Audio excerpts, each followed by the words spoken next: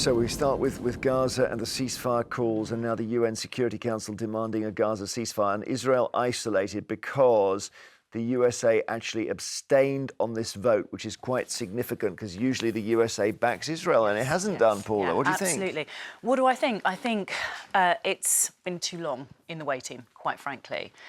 We cannot sit back and watch the loss of all of these innocent lives and not take action.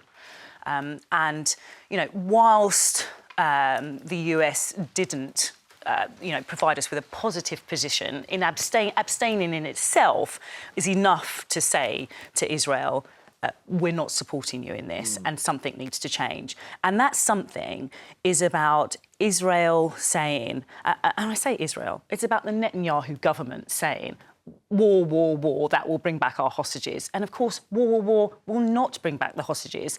And it's always been about diplomacy and it's always been about negotiation. And that's what's returned the hostages so far. And that's what will continue to return the hostages. What do you think, Mike? Because if you have the theory is if you have a ceasefire without Hamas being told to return the hostages, then you've sort of given up on them. Well, I still think it's an impossible situation to resolve because I don't know how many hostages they've still got. About 130. Well, I don't think anybody knows, you see. I don't think they know how many people were taken.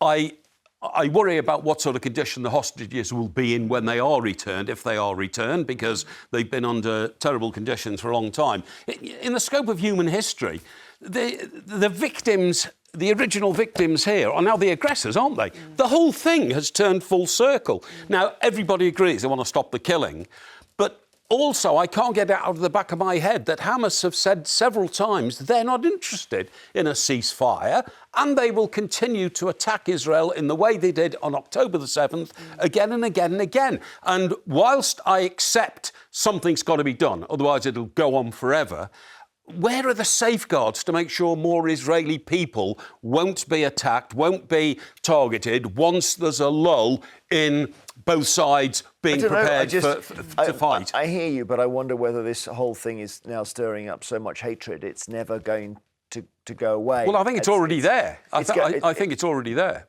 And then Israel is at risk because there's so much enmity directed at it, but maybe then Israel says, well, that's why we need a big army and that's why we need to do what we're doing. But that's the problem with war, isn't it? That's the problem with fighting being a solution. It isn't a solution. It's a distraction. And if we do not learn how to speak to our enemies, neither of us will ever win. OK, in the Telegraph, Mike...